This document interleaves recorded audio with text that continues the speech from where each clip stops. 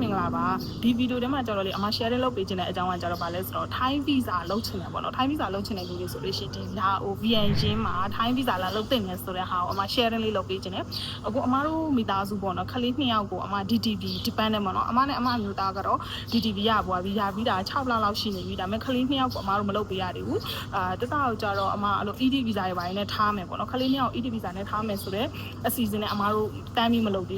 တာနဲ့အခုကတော့အမတို့2ယောက်ကဆုံးဖြတ်လိုက်တာလုပ်ပေးလိုက်တော့မယ်ဆိုပြီးခလေး2ယောက်ကိုအခု DTV dependent လာရှောက်ပြီးတာပေါ့နော်အဲ့ဒါဘာဖြစ်လို့လာအိုကိုရွေးချယ်ရလဲဆိုတော့လာအိုကမြန်တယ်ပေါ့နော်အခုတလောနော်အခုတလောဆိုပါလဲ2025ဒါ April လာပေါ့နော်အဲ့မှာမြန်နေတဲ့အပေါ်မှာ dependent ဆိုလို့ရှိရင်ပုံမြန်တယ်3ရက်ပဲကြာရတယ်ဆိုတော့အမလာ try ကြည့်ရပါပေါ့နော်အဲ့တော့ကိုပါတာကိုတင်နေဘန်ကိုကြတော့လေဒီ dependent အတွက်ဆိုလို့ရှိရင်ဘန်ကိုကြတော့အမဘန်ကိုပြတယ်အမကျတော့ time bank account ဖွင့်ထားတာ3-4လရှိနေပြီအဲ့တော့အဲ့ဒီ time bank account မှာအမလည်းငွေအမောင်းကိုအများကြီးအမမပြနိုင်ဘူးပေါ့နော်အခုသူအနည်းဆုံး9သိန်းပြောတယ်မလားအဲ့ဒီအနည်းဆုံး9သိန်းတော့ရှိတယ်ပေါ့နော်အဲ့ဒါနဲ့အမလာပြီးတင်ကြည့်ရပေါ့နော်ရမှာမရတာတော့မသိဘူးခလေး2ယောက်ကိုအမဒီဟိုပါပေါ့နော်အမအောက်ကနေပြီးတော့ dependent သွားမယ်ဆိုပြီးတော့ခလေး2ယောက်ကိုအမ dependent လာတင်တယ်အဲ့တော့ကိုယ်တိုင်ပဲလုပ်တယ်အဲ့တော့ဘန်ကောက်ကနေပြီးတော့အမတို့ဒီလာအိုကိုပေါ့နော်ဘလူးလာလဲဆိုရင်ပထမဆုံးပြောမယ်ဆိုအမတို့ကကားရှိရောအိမ်မှာအမတို့ဘန်ကောက်အမတို့အိမ်ကနေပြီးတော့ဒီနောင်ခိုင်ပေါ့နော်လာအိုပြန်ချင်းနယ်ဆက်ထိုင်းဘက်ချန်နောင်ခိုင်တိကိုအမတို့ကိုယ်ပိုင်ကားမောင်းပြီးလာတယ်ကားမောင်းလာကြတော့ဓာတ်စီကိုအမားတို့စားထည့်တော့1500လောက်တော့မသိအပြည့်ထည့်ပြီးအမားတို့လာတယ်ပေါ့နော်စီကတော့မကုန်ဘူးပေါ့နော်အဲ့တော့အဲ့လောက်ထည့်ပြီးတော့အမားတို့လာတယ်နောက်ခိုင်းမှာကားရက်လို့ရတယ်နော်အဲ့မှာနောက်ခိုင်းမှာကားအပ်ထားလို့ရတယ်အဲ့လိုရတဲ့နေရာကျတော့တရက်ကိုဘတ်100နဲ့အဲ့လိုရတယ်အဲ့တော့အမားတို့အမအဲ့လိုက်တယ်အဲ့ပြီးတော့အမားတို့ဘာလို့လဲဆိုတော့အမားတို့ပထမတစ်ခါလာတယ်ပထမတစ်ခါလာတော့ဆိုလို့ရှိရင်အမားတို့အိမ်နာကနေပဲတက်စီငှားတယ်ဒီ VN ချင်းဟိုတယ်ဒီလိုက်ပို့ပေးမယ်တက်စီ1500ပေးရတယ်အမားတို့မိသားစုတွေရောက်ကြprivate ဖြစ်ချင်လို့ဆိုရင်အမတို့အဲ့လိုငှားတယ်1500ပေးရတယ်အဲ့ဒါနဲ့အမတို့သွားတယ်ဒီတစ်ခါကျတော့အမအဲ့လိုကားမငှားတော့ဘူးမငှားပဲနဲ့ဘာလို့လဲဆိုတော့ဒီကိုယ်တိုင်းလမ်းလျှောက်ပြီးတော့ဒီ immigration ဖြတ်တယ်ပြီးရင်အဲ့ဒီနားမှာဒီတော့လေလာအိုကကြတော့ဒီလာအိုထိုင်းဘက်ချန်နဲ့လာအိုဘက်ချန် immigration နှစ်ခုကနည်းနည်းလှမ်းတော့ကားကမဲတော့မြေကြီးထားတာကိုပြီးရင်အဲ့တော့ဒီကားနဲ့သွားမရတာဆိုတော့ကြောင့်မို့အဲ့နားမှာကားလက်မှတ်ရောင်းတဲ့ကောင်တာလေးရှိတယ်အဲ့ဒီမှာတယောက်ကို35ဘတ်နဲ့ကားလက်မှတ်ဝယ်ပွားလို့ရှိရင်အဲ့ကနေပြီးတော့ပဲကိုကလိုင်းကားလေးစီးပြီးတော့ဟိုဘက်ချန်ကိုကူးလို့ရတယ်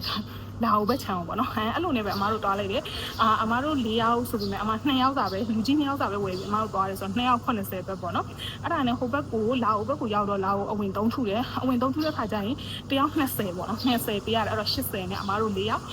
်အဝင်3ထုတယ်14ရက် free ပေးတယ် free ပေးပြီးတော့အဲ့ကနေပြီးတော့အမတို့ကပြန်ဘာလို့လဲဆိုတော့ taxi ငှားလိုက်တယ် taxi ကိုဘာလို့လဲဆိုတော့အမဒီ hotel ထိကိုအမငှားတယ် taxi က350ပေါ့နော်အဲ့တော့ဟိုပထမတစ်ခါလာတော့ဆိုလို့ရှိရင်အမတို့ကလုံးဝဘီဟိုဟာထိပေါ့နော် hotel ထိကို1500တော့များသွားတာပေါ့နော်အခုဒီတစ်ခါကျတော့အမအဲ့လိုလေးပေါ့နော်နောက်သမီးလေးပြောင်းပြီးလုပ်ကြည့်လိုက်တာအဲ့တော့350နဲ့အမတို့ hotel ငှားလိုက်တယ်ပေါ့နော် hotel ရောက်လာတယ် hotel ရောက်လာပြီးချင်းပဲအမတို့ကတနင်္ဂနွေနေ့ကိုဘန်ကောက်ကနေထွက်လာတာအဲ့တော့ဒီဘက်ကိုအမတို့9နိုင်ရောက်တယ်တနင်္ဂနွေညနေလောက်အေးဆေးကိုဘက်ကိုကာနဲ့ကိုဆိုအေးဆေးမောင်းပြီးလာတယ်ဒီလမ်းမှာနားတယ်စားတယ်တောက်တယ်အဲ့လိုနဲ့လာတာကို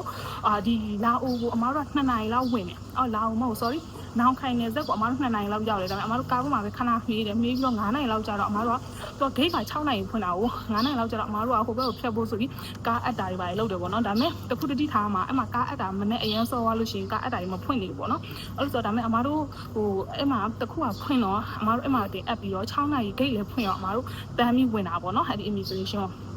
ထိုင်းဘက်ချန်လေအဲ့လိုဆိုတော့အဲ့ကနေဆိုတော့အမတို့ဒီကို9နာရီကြော်လားဟိုတယ်ကိုရောက်လာတယ်ရောက်လာပြီးတော့ဟိုတယ် check in တွေပါတယ်ဝင်တော့ဒီဟိုတယ်ကလည်းအားလီ check in လုပ်ပေးတယ်ပေါ့နော်လုပ်ပြီးတော့7နိုင်ခွဲလောက်ကျတော့အမတို့ဟိုတယ်ဟိုအခန်းထဲဝင်လို့ရပါတယ်ပေါ့နော်ဝင်လို့လည်းပြီးတော့အမတို့ကအမဘာလဲဆိုတော့ဒီဟိုတယ်ကိုရောက်ချင်ပါအမ visa တင်တယ်ပေါ့နော် visa တင်တယ်အမ website ကနေအဝင်3ပုံရတော့မှ visa တင်လို့ရတာကိုအဲ့တော့လာကိုအဝင်3ပုံခလေးနှစ်ယောက်လည်းလာကိုအဝင်3ပုံပေါ့အမဟိုဓာတ်ပုံရိုက်ပြီးတော့အမ visa တင်လိုက်တယ် visa တင်ပြီးဆိုတာနဲ့သူက pay at the embassy ဆိုပြီးလာတာပေါ့နော်တခြားကမ္ဘောဒီးယားတို့ဘာတို့လိုမျိုးတခါတည်းဘန်ကတ်နဲ့ရှင်းနေအောင်သူကတန်ရုံးမှာငွေတော့သွင်းရတာပေါ့နော်အဲ့လိုဆိုတော့အဲ့ဒါလုပ်ပြီးတော့ကျူအားလေးရလာတယ်အဲ့ကျူအားလေးကိုအမ2ယောက်စာကျူအားကိုအမ1ယောက်နာမည်နဲ့ပဲအမပဲငွေတော့သွင်းမယ်ဆိုတော့ပုံစံမျိုးနဲ့ပဲအမနာမည်နဲ့ပဲအမထည့်ပြီးတော့2ယောက်ပေါ့နော်စာရွက်2ရွက်ထုတ်တယ်ကျူအား2ခုလုပ်တယ်1ယောက်ချင်းစီတင်တယ်ပေါ့နော်ကျူအား2ခုရလာတော့အဲ့ဒါ print ထုတ်တယ် print ထုတ်ပြီးအမတန်ရုံးကိုသွားတယ်9နာရီ10မိနစ်15မိနစ်လောက်တန်ရုံရောက်သွားတဲ့အချိန်မှာတန်ရုံရောက်ဘာမှမဟုတ်တန်ရုံအဝမှာငွေသွင်းဖို့လာတာဆိုရင်အထဲဝင်သွားလို့ရှိရင်ကောင်တာရှိမှနည်းနည်းလေးလူနည်းနည်းလေးရှိလို့ရှိရင်လည်းတန်းစီရတာရှိတယ်ပေါ့နော် အဲ့ဒီမှာငွေသွင်းတယ်အဲ့တော့ဒါအမ DTV မလို့1000ပေါ့နော်တယောက်1000သွင်းရတယ် TR ဆိုလို့ရှိရင်1000တခြား non immigrant visa ဆို2000ပဲတွေ့ရတယ်လာအိုကတခုကပါလဲဆိုတော့ဒီဘန်ကောက်ကနေတော့နည်းနည်းဝေးသွားတာပဲရှိရကားက9နိုင်ခန့်10နိုင်ခန့်လောက်စီးရတယ်ဒါပေမဲ့သူဟို visa fees တွေတက်တာတယ်ပြီးလို့ရှိရင်ဒီဘက်မှာမြန်တယ်အလုပ်လုပ်တာမြန်တယ်လာအိုရောင်းတာပေါ့နော်အဲ့တော့အမှတခြားလူတွေလည်းရှိရ TR ပဲလာရှောက်တဲ့လူလည်းရှိရသူတို့ကြတော့အဲ့လိုမျိုး1000ပေါ့နော် non immigrant ဆို2000အဲ့လောက်ပဲလောက်တဲ့ process ချန်တူတူပဲเนาะအဝင်3ရတော့မှ visa တင်သွားလို့ရှိရင်အမှကျူအာယူသွားလို့ရှိရင်တန်ရုံသွားငွေသွင်းတာပဲဘာမှမဟုတ်တန်ရုံသွားငွေသွင်းလို့ရှိရင်တန်ရုံသွားငွေသွင်းတဲ့အခါကျလို့ရှိရင်ဗာလဲဆိုငွေသွင်းတဲ့လူကသူရဲ့ passport ယူပါပေါ့เนาะလိုရမယ်အဲ့ဟိုစားတန်ရုံအရှိမစကတ်ထားတာအမှတွေ့တာတော့ဟို passport မိတ်သူယူရခိုင်းတယ်ပြီးတော့ဒီ visa တင်တဲ့လူရဲ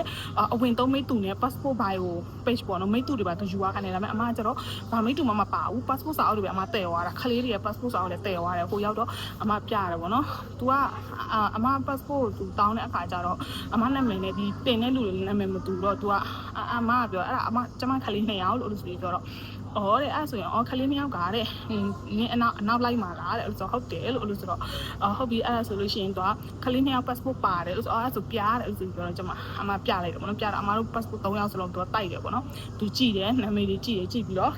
့ဟုတ်ပြီဘာမှမပြောဘူး तू ဘာ तू အမစကန်ကြီးဖတ်တယ် तू ဘာ तू record တွေလုပ်တယ် percent ကြီးရှိပြီးရင်အမတို့အဲ့ဒီကျူဝါစာရွက်ပေါ်မှာပဲ तू ပြန်ပြီးတော့3ထုပေးတယ်ပေါ့နော်ငွေလက်ခံရရှိကြောင်း3ထုတယ်ပြီးတော့ဘယ်နည်းနဲ့အမတို့တင်လိုက်တာလဲဆိုတော့ date ကိုသူတို့ထုပေးတယ်အဲ့တော့ကိုကကျူဝါကိုဖုန်းနဲ့ပဲတော့ပြလို့ရလားအမကြီးဆိုမရဘူးเนาะ print ထုတ်ရမယ်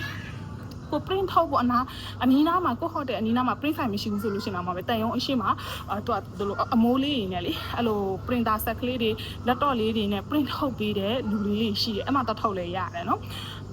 print ထုတ်တာတော့ဒီမှာနည်းနည်းဈေးများပါတယ်အမအဲ့ဒီ2ရက်ထဲကိုထုတ်တာကိုလေသူတို့ကဘယ်လောက်လဲယူတာ2300ဆိုတာမသိယူလိုက်တယ်ဒီလားအဲ့ဒီ2ရက်လေး print ထုတ်တာပေါ့နော်2300 kit ပေါ့တော့2300ဆိုတော့ဘယ်လောက်ကြာလဲ100လောက်ကြာလာမသိဘူးအမတွက်ကြည့်တာပေါ့နော်အကျန်းဖြင့်တွက်ကြည့်တာအဲ့လိုမျိုးတော့ရှိရပါတော့အဲ့ဒါကျတော့ဒါအမဒါဗီဇာရှောက်နေမှာပြောပြတာပေါ့နော်ပြီးတော့ကိုကလေကားငှားမယ်ပေါ့နော်လာလို့ကားငှားတာပဲဖြစ်ဖြစ်တုံငှားတာပဲဖြစ်ဖြစ်လေသူတို့ဈေးတွေကလေနှစ်ဆစွန်းတယ်နှစ်ဆကြော်ကိုသူတို့တင်ပြီးပြောတယ်အဲ့တော့ကိုကဘာလုပ်မလဲပုံမှန်တော့အမအခုဈေးတွေပြောလိုက်မယ်အဲ့တော့ကိုလာပြီဆိုလို့ရှိရင်လမ်းပေးထားတဲ့တုတ်ဓမားတွေဂျင်းမမီအောင်ပေါ့နော်တုတ်ဓမားတွေကတော့လုပ်တယ်ပေါ့နော်ဒါပေမဲ့ကျန်တဲ့လူတွေကတော့ဂျင်းမထဲပါဘူးစိုင်းနေပါလေဆိုလဲဂျင်းမထဲဘူးအမဆိုငွေမပေးတတ်ဘူးသူတို့ပြောတဲ့ဟာအဲ့ဆိုသူတို့ကအသားလေးအမလက်ထဲကပတ်စံလေးသူကယူသွားတယ်ပြင်ပြန်အမ်းပေးတယ်အဲ့လိုမျိုးပေါ့နော်အဲ့လိုဆိုတော့တုတ်ဓမားတွေအမခုနပြောသလိုပဲပါလေဒီဗီယန်ကျင်း immigration ဖြတ်ပြီးဆိုအဲ့ကနေပြီးတော့တက်စီငှားမယ်ဗီယန်ကျင်းမြို့ထဲထိလာမယ်ဆိုလို့ရှိရင်ဘယ်လောက်လဲ300 400ပဲအမှန်ဆိုလို့ရှိရင်300ထိမကြော်ဘူးလို့ပြောတယ်ဒါပေမဲ့အမ50ပို့ပေးလိုက်တယ်လာလိုက်တယ်ဘောနော်ကိုမီတာစု4ယောက်ဆိုတော့ကားတစ်စီးဆိုတော့4ယောက်ဆိုရင်တန်တယ်လေတယောက်ထဲဆိုတော့မတန်တော့ဘူးအဲ့တော့ကိုပါတာကိုတခါလေကားလက်မှတ်ဖြတ်ပြီးလာတာပို့အဆင်ပြေတယ်ဘောနော်အဲ့လိုမျိုးလာတယ်ဘောနော်ပြီးလို့ရှိရင်အမဒီဟိုတယ်ကနေပြီးတော့အဲ့ဒီ embassy သွားဖို့တန်ရုံးသွားဖို့ကားငှားတာကိုဘယ်လောက်တုံငှားတာကိုဘယ်လောက်တောင်းလဲဆိုတော့8000တို့3သိန်းတို့အဲ့လိုတောင်းတယ်အဲ့ဒါသူတို့အများကြီးတင်လာတာအမှန်ဆိုလို့ရှိရင်3000ထက်မပို့ဘူး3000ထက်မပို့ဘူးပေါ့နော်အဲ့လိုဆိုတော့အဲ့ဒါနဲ့လမ်းပေးတော့က9000ကနေလောမလျှော့တော့သူက8000ပြောတဲ့ဟာ9000ထိလျှော့ပြီးတယ်နော်3သိန်းပြောရင်လည်း9000ထိလျှော့ပြီးတယ်နော်အဲ့ဆိုအဲ့ဒီ9000အောက်ကိုလောသူမလျှော့အဲ့ဒါနဲ့အမကဘာလုပ်လဲဆိုတော့ဒီမှာ tuk ဆိုတဲ့ application တစ်ခု download ဆွဲပြီးတော့အဲ့ဒီ application ကလာအောင်ထိုင်းနေပဲမရှိလဲရတယ်ထိုင်း sim card ထည့်ပြီးတော့နေ register လုပ်ရင်တော့မှကားငှားလို့ရတယ်သူတို့ဒီမှာကျတော့တုတ်နဲ့ taxi ကားပဲရှိတယ် cycle တွေငှားတာမရှိဘူးပေါ့နော်အဲ့တော့အဲ့ဒီတုတ်အမငှားလိုက်တယ် tuk ဆိုတဲ့ application ကနေအမငှားတာလေ2800ပဲကြားတယ်အဲ့ဒီ embassy ကိုသွားတာအဲ့လိုမျိုးပေါ့နော်အဲ့ဆိုပြီးတော့လာဟိုပဲခြံရောက်တဲ့အခါကျတော့ immigration မှာ SIM card တွေပါရောင်းတယ်ပေါ့နော်အဲ့ SIM card တွေနည်းနည်းလေးဈေးများတယ်သူက10 gig ကို9ရက်စာ10 gig ကိုဘတ်180တောင်းတယ်အဲ့ဒါများတယ်ပေါ့နော်ဒီမျိုးတဲ့ဘက်မှာဆို100ပဲအဲ့လိုမျိုးရှိရပေါ့နော်ဒါပေမဲ့အမတော့